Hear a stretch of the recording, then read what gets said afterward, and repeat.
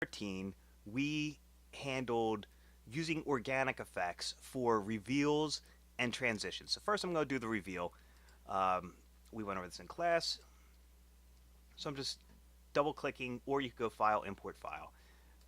The movie footage we want actually week 13. Sorry about that. Right here. Now this stuff is in Canvas for you to work off of. So I'm just going to import the ink drop, and I'm grabbing the camel. The camel is in a separate folder in Canvas, but like I said, you could use this for anything. I'm just importing both of them at the same time for when I do the transition with an organic effect.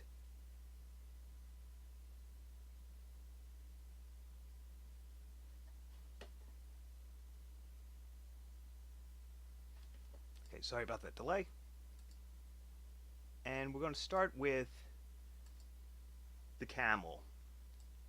So I'm just going to drag the file name onto the new comp button right down here, right there, right by the 8 bits per channel. And this creates a new sequence that's the same duration, same length, same speed, everything. I haven't color corrected this is just CineStyle. Now the ink drop I'm going to put over top of it, and I'm going to scale it up to about there. Toggle switches and modes down here at the bottom, because right now I'm in my switches. If I want to go to modes, I click the toggle switches and modes button down there. Here's my switches. I click on it. Now I can get to my blending and my track mat. So since this is black and white, if I use LumaMat, it'll animate in based off of what you're seeing there, but I do not want that to happen. I'm going to key out the white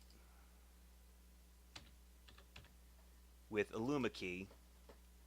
I'm going to key out the brighter right there. That's where I changed it. I'm going to change my tolerance to about there. Okay. Let's try a little bit around there, and I'll change the tolerance a little bit.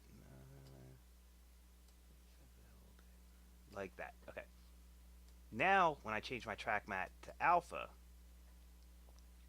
since there is alpha now because of the key,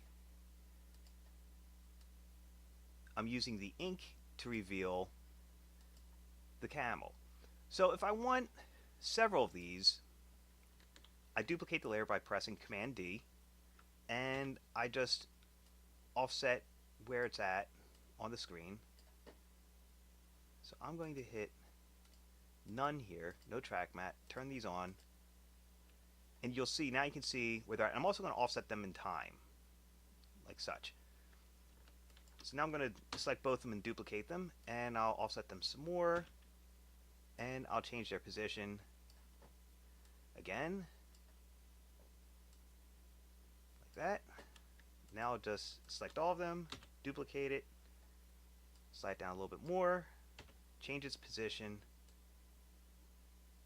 and this time let's do something fun. I'm going to rotate them 180 degrees so that they'll be coming up from the bottom. Okay?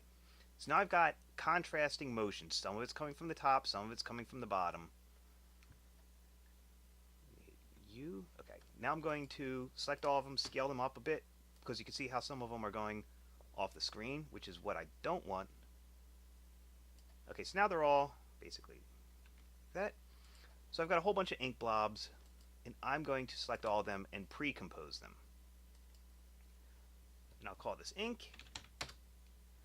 So now, when I set my track mat to alpha, I've got all this ink to work off of. And I'm going to get a much different result as if I had than when I had just the one ink drop coming onto the screen. Like that. And I'm doing it from two different directions to add some visual interest. You can even have them come in from the sides.